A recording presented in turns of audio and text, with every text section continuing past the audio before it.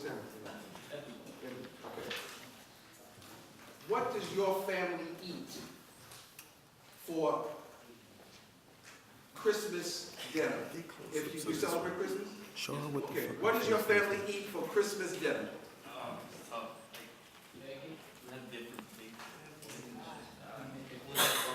Okay. Pupusas? That's our main dish. Okay. Okay. Bukod, gallina ahumada. Yes, yes. Yeah. And we have something else called chicken sandwich, but it's Salvadoran style.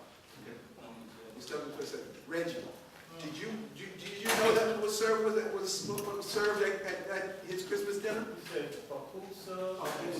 chicken sandwich. Yeah. I don't know what it is. No. But it's like Salvadoran style. Okay. We put a lot of stuff. Okay, that's good. Now let's stop right there. Now,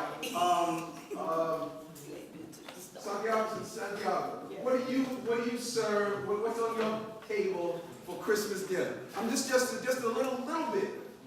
Tell me what's in there. I'm guessing because I drove past your house and smelled it. But tell me, what's on your Turkey, a turkey? of course, and then we have plantain, because my husband is Hispanic. That's right. We have collard greens. Mm-hmm. We have potato salad, macaroni and cheese. 3 cheese or 4 cheese macaroni? 4 cheese. Okay. We have ham. Fried cheese. Okay. We try to mix it up. So as we talk about culture, right, and we all view it, there's a lot of similarities in some of the things that you'll find people eating during festive occasions, right? But when you talk about culture, there's this other thing that comes along with it called cultural imperialism, right? And that's this idea, again, going back to value, the idea that we value one culture over another, right? And W.E.B. Du Bois is the one that coined this idea of this false sense of double consciousness, right?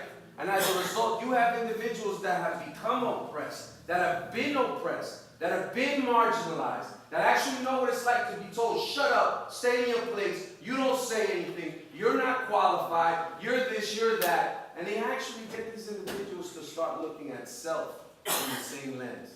They internalize that. And they actually begin to do that to other folks. And the respect that comes for the individual and the lack of respect that comes for the individual also goes to the lack of their culture, the lack of who they are. Because the reality is that there are so many different aspects of who we are that we bring to the table, that once we have a disrespect of the individual, that means I disrespect everything else about you. What do you think about that, Pat? The question becomes, the follow-up to that is, you guys have seen, we're sort of flushing some of this out, right? What are some of the ways in that you've seen individuals that have been oppressed or discriminated against others? Like, what are some of those examples when you talk about this false sense of double consciousness when it comes to this idea of cultural imperialism? So Go you're ahead. saying this people who were formally discriminated against, or you're talking about victims of discrimination generically? Formally or currently, right? Okay. There's this idea, and you'll sort of hear it, and you'll pick up language. Now, Right, but that I just want to give it. Go ahead. Yeah, I just wanted to add from the prior question about, the similar, what makes us work together, what do we see that, and I think when we solve real What keeps problems. us apart? What keeps us apart? Well, what keeps us apart is solving the wrong problem. Okay. I think when we deal with You want to write that down? not the perception of reality, but reflective and actual reality based on data and other things. If you look at the Occupy Hempstead Board of Ed movement, for instance, that was a balance of Black and Hispanic parents working together on safety issues. I think that what people respond to beyond language, beyond cultural difference, my experience in this community for the past 50 some odd years is that people respond to love, respect, integrity, a smile.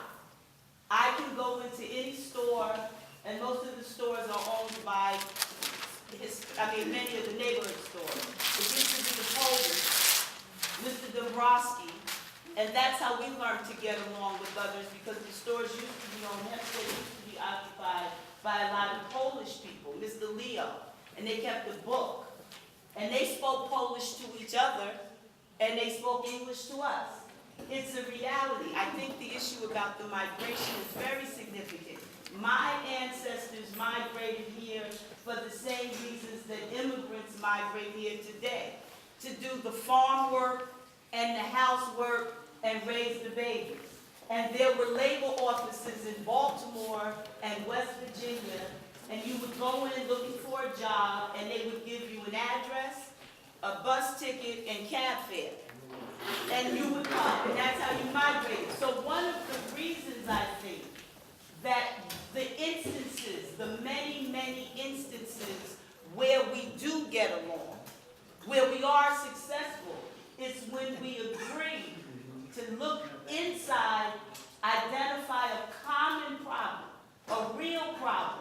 Like our children are walking to school every day across the 25 most dangerous walkways in Nassau County, and we don't have traffic signs.